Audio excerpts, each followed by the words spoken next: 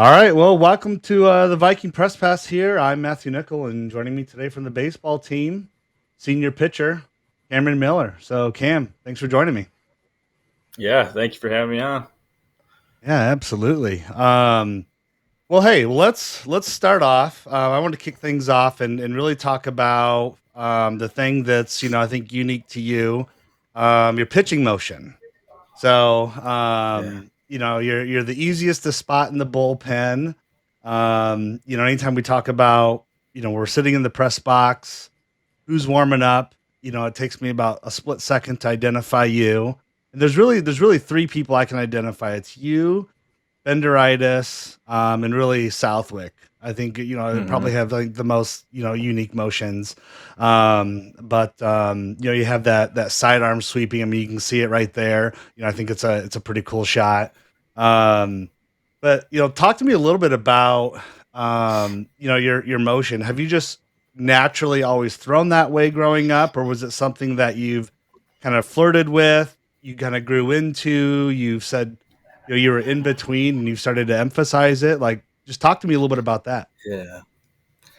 So Little League, my coach always told me like you throw like a catcher, man. Like I had a real short arm motion, like straight up here, like right behind the back, and would just kind of whip my arm through. And honestly, like I don't know when it changed, but I got super like lanky with it, like super far out with my glove side, super far out with the leg, and then reached as far as I could back with my arm. So that's always been pretty funky. Um, I'm not always throwing sidearm too. That's kind of the weird thing. Um, I played 3 years at JUCO, and that third year I kind of started experimenting with it a little bit, like seeing how like the ball would move. I dropped the arm slot a little bit, um, and then the third season went pretty good. And then when I got to Augie, I kind of dropped it a little bit more, and it's worked out pretty well. So yeah. Now, have you noticed as you were kind of working through that progression, like, did it feel like it was, more or less on like a particular joint, like your shoulder, your elbow, anything like that? Yeah, so that's another thing I tell people. It was like my second year at Sauk Valley. I was throwing a bullpen, and I felt like it wasn't like a pop, but like I threw a pitch. And I'm like, oh, that hurt. So then, um, I got an MRI last year at Augie, and I found out I have like a posterior labrum tear. So I think that might have been what it was, and my arm just kind of naturally dropped down, and I just kind of was like, well, I can either be done kind of get surgery or just find a new way to pitch, and you just got to kind of overcome, especially in baseball. So I like it. Now, what do yeah, you think is like the hardest type of pitch to hit from your delivery? I definitely say I throw a lot of sinkers. It depends how I kind of grip the ball to make it move different ways, to sink more or run more, but I'd say it's definitely funky to hit the sinker for sure. I don't want to say too Now, much. no, for sure. No, because I remember, I played shortstop and, kind of the same thing, when we were going into the All Stars, um, I tried to make a little bit of a rotation, at pitching. But I had kind of the same thing. Like I was pretty far out and, I wasn't, quite as flat as yours was, but I had a ton of issues with like just control, and kind of bringing it, bringing it back around and trying centering it somewhere over the plate there. Cause I was either Mhm. hitting the batter or I'm basically throwing it beyond the pitcher to the left. So I just really struggled with it. And do you feel like you throw your throwing motion is more about like power or more like, like lateral movement than it is maybe about placement? Yeah, kind of. You hit the nail right in the head. I mean, I do hit a lot of guys, to be honest, but it's because of the low arm shot. The ball is moving a lot more than other pitchers. So I mean, if I miss, like it's mostly at the batter, which kind of stinks. You can see a lot of hit by pitches, but I'd say I'm like focused more on like the location of the ball. I mean, I don't throw very hard, so I mean, I'm just kind of focusing on getting the ball over the plate, moving it around, inside outside type stuff. Yeah. Well, they say though with that coming in at a flatter delivery, it's harder for batters to identify a fastball, earlier. So, they can't really tell like where it's naturally dropping or where it's going to come in over the plate. So sometimes the identification they say is a little bit harder. So that's the other side, right? It's the other advantage, really of it. So, Yeah. but no, that's I'm just curious on how that if it was just was it an injury that drove it or was it just hey like when you're kids, right? I mean, growing up, it's like we were going we would always emulate every different stance and who threw like what and Right. then you kind of find something that maybe works for you, and then you just stick with Yeah. it. So That's kind of how it was. Yeah, I was like practicing one day, and I just kind of dropped the arm slap for a pitch, threw a fastball, and it moved like a lot. I was like, oh, maybe I could do something with this, and I just kind of rode with it. yeah, like it. Now, Yeah. did you see it made me think this past Monday, the Tennessee Vols softball pitcher, Carlin Pickens, she threw that 78 mile an hour, pitch was, collegiate record, right? And Yeah. I was thinking, I was like, all right, so they throw from a 43-foot mound, and they said like it's equivalent to 100, like it was a 110 mile per hour fastball. So like, Yeah.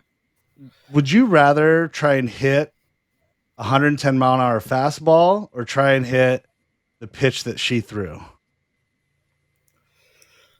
Uh, I don't even know. I'm probably taking the softball because, um, I mean, it's bigger, and I play slow pitch softball, so I kind of got an advantage there. I don't think I'm touching 110. Not even close.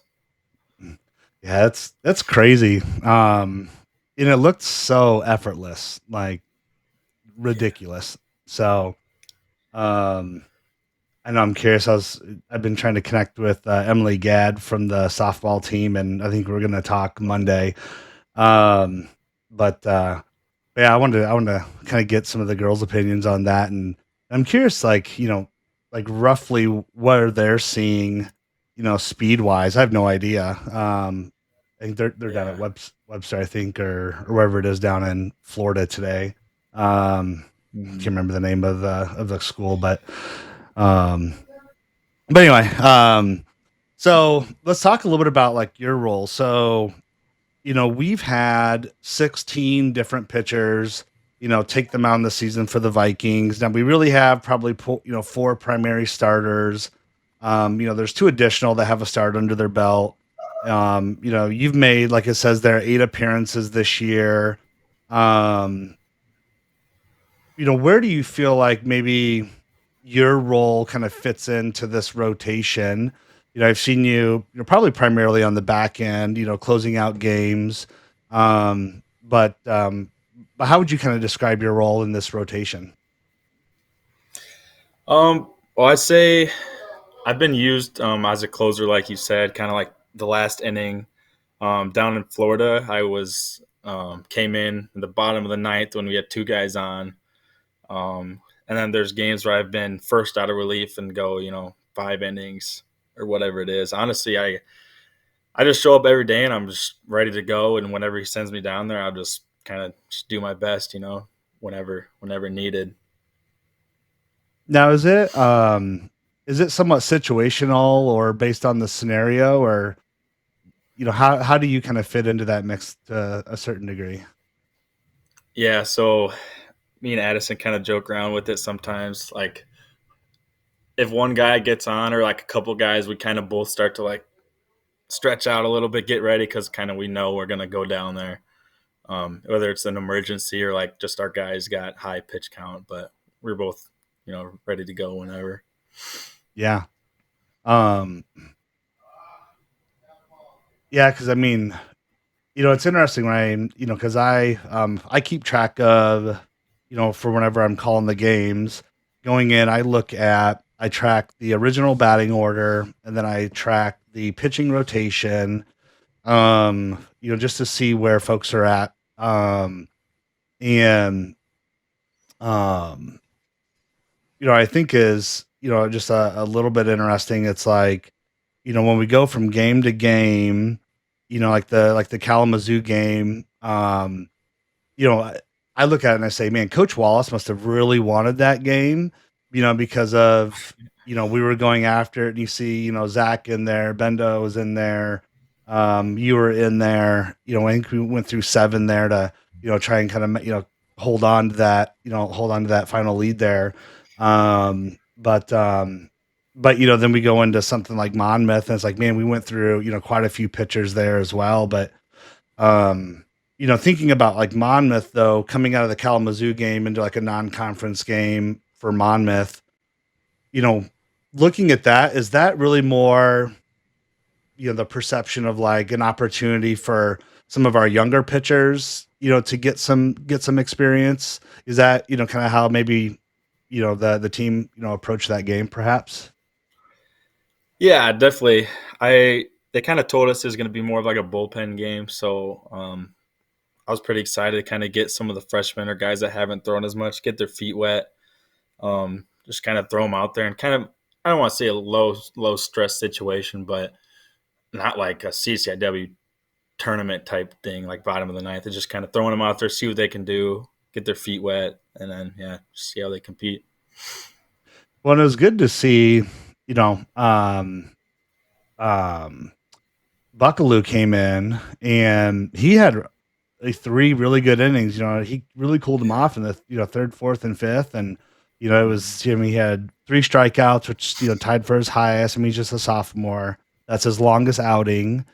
So I think that was this a positive stretch for someone so early in their career. So that was pretty positive. Um, Yeah. Now, thinking back to you, like going into, you know, you're kind of put into those like tight, high stress situations.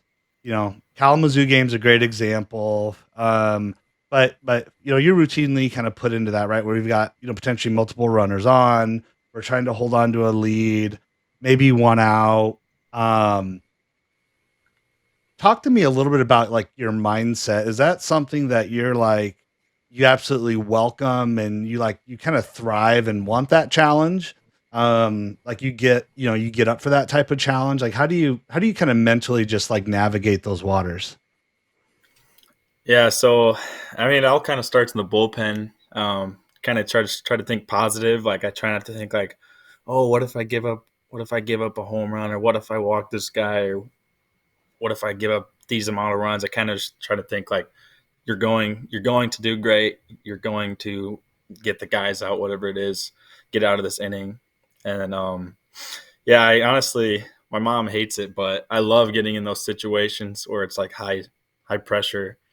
Um, I don't know. I just honestly love it, and I want to be in those games, like the Kalamazoo game.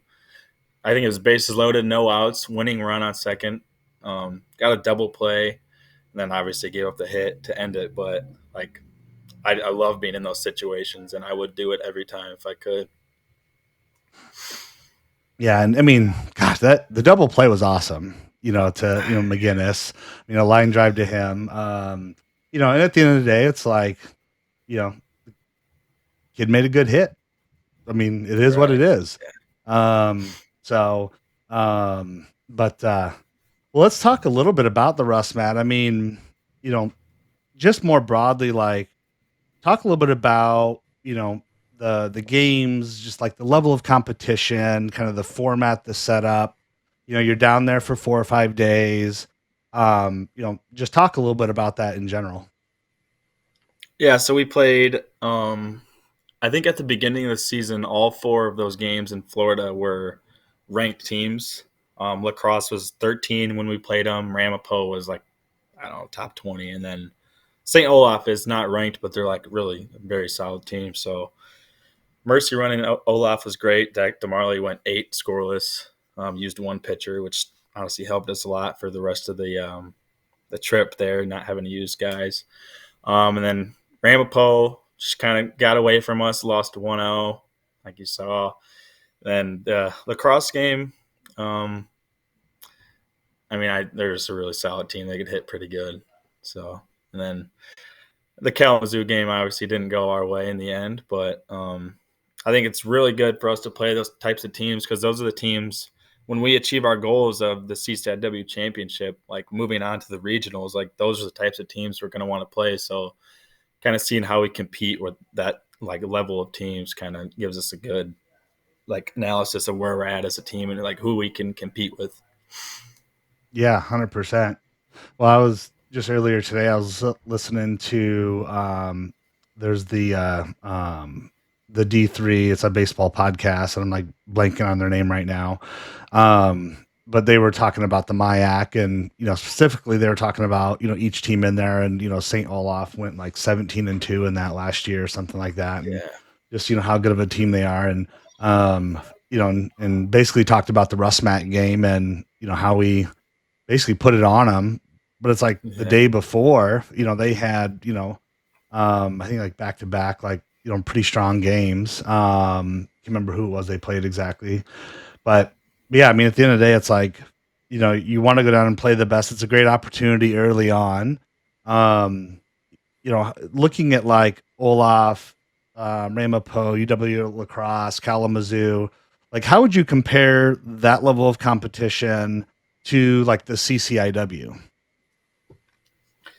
Yeah, I think it's I mean, we haven't played CCIW games obviously yet, but compared to like last year, I'd say all the teams we played in Florida was kind of like a Milliken or like a Illinois Wesleyan, like really solid teams, good pitching, good hitting. So, like I said before, it's like facing those types of teams has I think it's set us up pretty well for the CCIW. Kind of be like, look, guys, we can compete with anybody. Like, so let's go take the conference. You know. Yeah.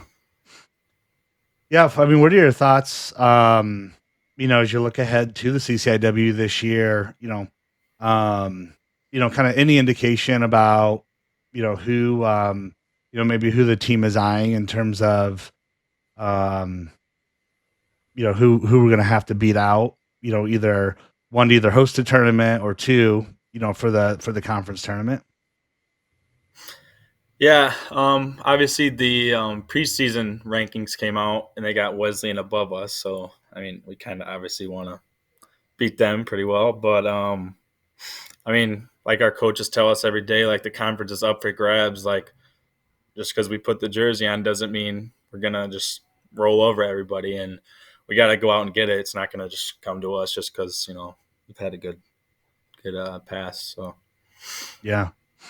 Well, and I mean, open up against North Central, tomorrow, and they beat, was it University of Chicago, and like they were supposed to be, the cat's pajamas a little bit, and yeah, North Central beat them, but then you look at Carthage, they were jumping all over. I think it was at Wheaton, here was it earlier today or last night. Um, so yeah, it's like, it's a lot of tough competition. Is Matt Ozanek still? I haven't looked. Is Matt Ozanek still in North Park, or is he just there for his? uh, we were just talking about that like an hour ago. Actually, I've heard guys say that he is, and then I heard guys some say that he's just doing the schooling part. So I guess we'll just figure out when we get up there. To be honest. Yeah, I might have to message him. I haven't talked to him, so I know I was connecting a little bit with Chase Mayfield because I want to get him on here and talk to him because he's up at, was it Judas, I think is the name of the Judson. school. Judson, yeah, there you Yeah. go. But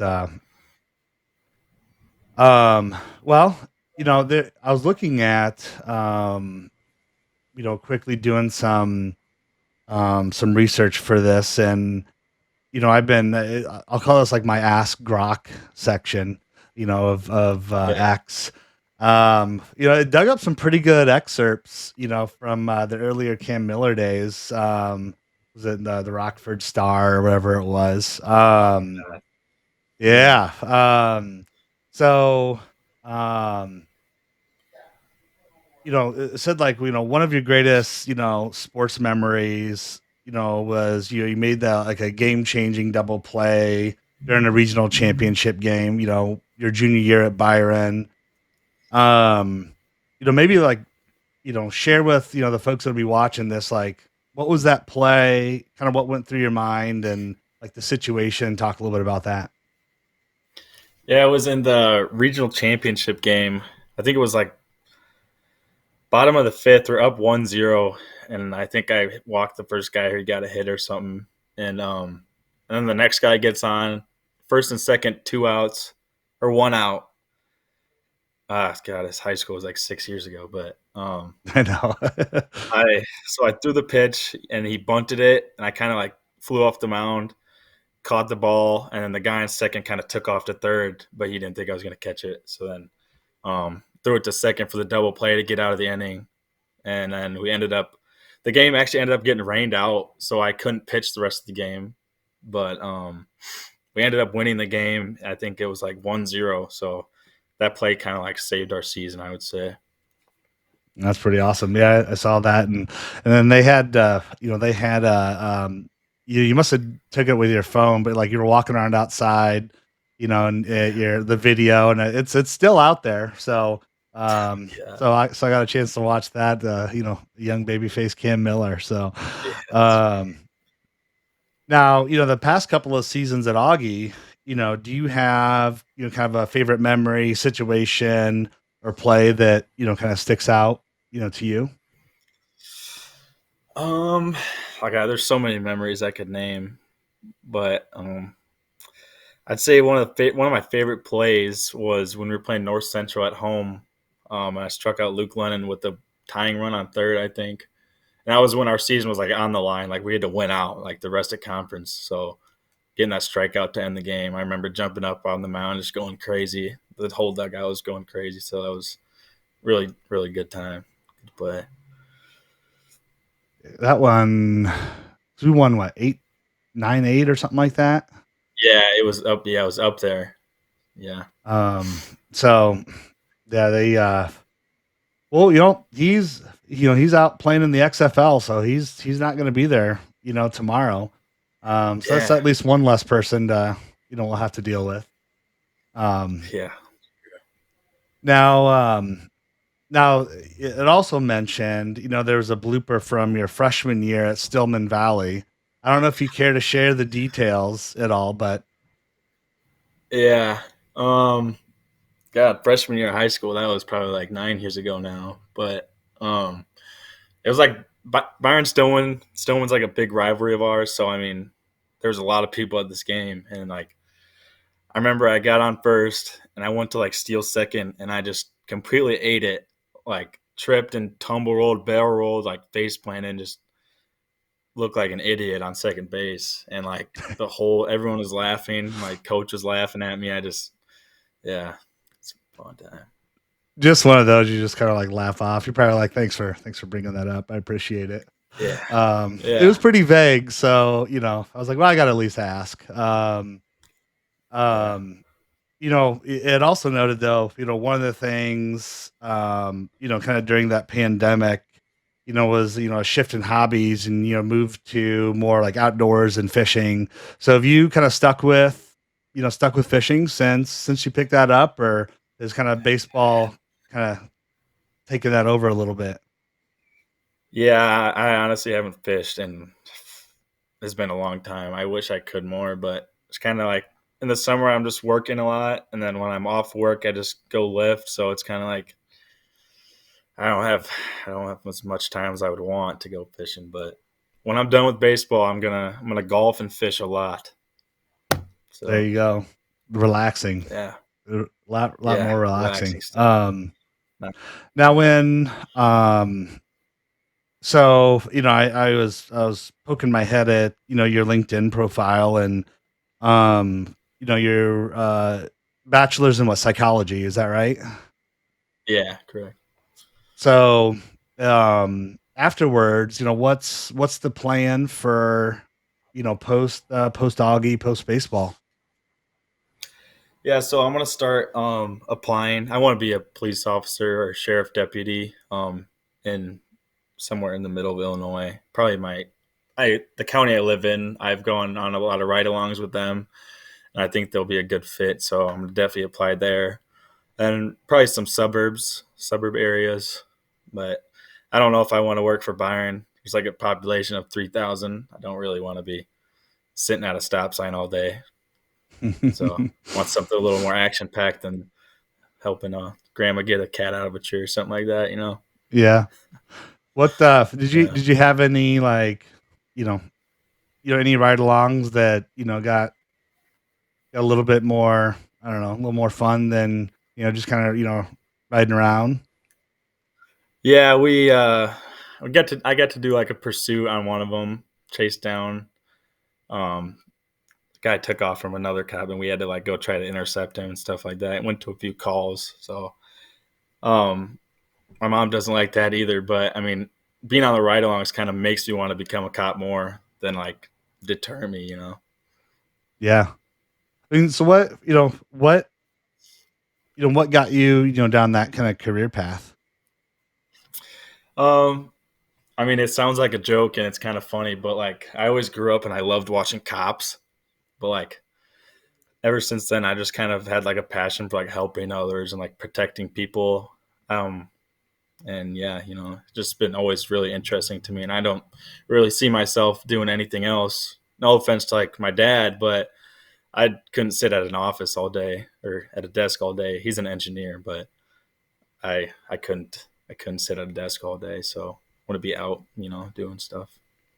Well, it's I mean, being involved in the community, I mean, you want to talk about, impacting, you know, your community directly, and that's one of the best ways to do it. Right. Is being an officer. So, Lord knows we need more of them. So, um, Yeah. now, you know, growing up, like, did you enjoy, like, so you said cops? Did you enjoy like heist movies and those types of things as well, or is it Oh really more like just the cops? yeah, that's another thing I was gonna say. Like heist movies, like stuff like that. I've just always been interested in like war movies, like military type stuff, like undercover stuff like that. It's always been like I've always been so interested in that. So it's pretty exciting being able to get starting that career soon. Yeah. What's your favorite like cop movie? Uh, I think it's called, it's like something Den. It's like a bank heist, and it just kind of like shows them going in and like I forgot, Wolves Den, something like that. I forgot what it's called, but I think I know what you're talking. It's on Netflix, right? It has yeah, Netflix one. Yeah, yep. Yeah, I'm trying to think of the actor. Same guy that played in the movie 300. Um, God, my brother-in-law loves that movie. I yeah, haven't watched it yet. But yeah, I know exactly what you're talking about. They just came out with a yeah, second one. yeah. I think so. Yeah, Um, well, let's talk through. Let's kind of go back a little bit to baseball, but let's have a little bit of fun here. So we're gonna stay in baseball, but we're gonna go we're gonna go to four highly curated movies that I pulled up. Now, if you could only keep one baseball movie, would it be Rookie of the Year, Bad News Bears, The Sandlot, or Little Big League? uh, if I'm gonna be completely honest, like I don't watch that many movies. Like I I know The Sandlot, but the other three, like I don't think I've watched. To be honest with you, so Really? I mean, All right. yeah, like it's That's fair. people make fun of me all the time, but like I just don't watch TV or like movies that much. Like people look at me like I'm crazy, but I just like I don't know. So I'm gonna have to go with The Sandlot there because I've actually seen that one.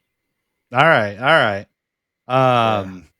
Now, do you get a chance to watch much like, Major League Baseball at all, or That's another thing. I honestly, people are gonna think I'm so weird, but like I don't honestly follow it that much. Like I keep up with it, the big stuff like playoffs. I watch a lot of playoffs, but like all the trading and stuff, I just don't honestly pay attention to.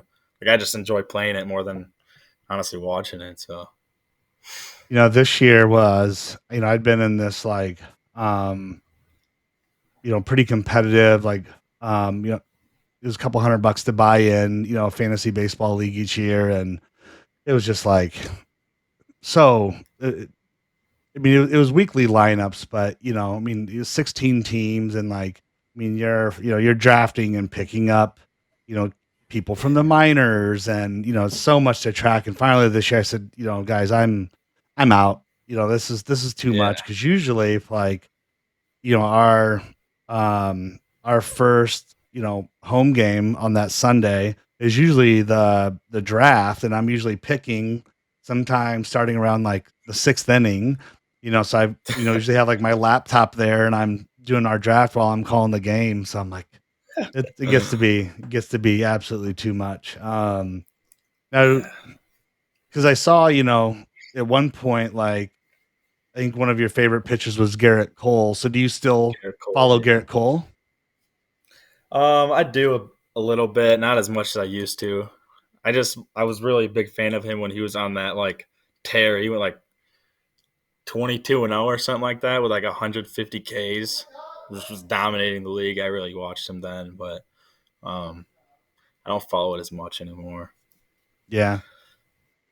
Baseball's one where, it's like, um, it's such a long season. Like, we start our season, absolutely love it. And then usually during the summer, we're camping. My family's fishing a ton. We're big camp, fish, family. So, we're doing that all summer. And then, as the playoffs and stuff are hitting, then football's taking off. And, so it's one of those man, it's a marathon, certainly of a sport. So, Yeah. um, but well, hey, well, lastly, um, as a senior, you know, thinking back, all your years, whether it's Sauk Valley, last couple years at Augie, what's just a piece of advice you'd either give your younger self or maybe a freshman or sophomore, that's on the team right now?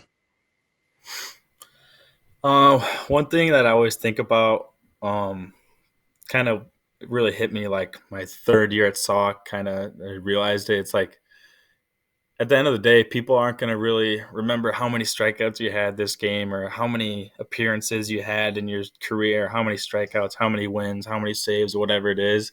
But I think people are going to remember you as like, man, he was the best teammate. Like he was a great guy to be on the team, like always a team guy. So kind of like the past 3 years kind of stepped up my leadership. I just feel like I've been obviously focusing on the performance side of the baseball, but like whenever I can pick a guy up or like be a good teammate, be a good leader, you kind of got to take advantage of those because like I said, guys aren't going to remember, oh, how many hits did he have this game, but they're going to remember you as like a person.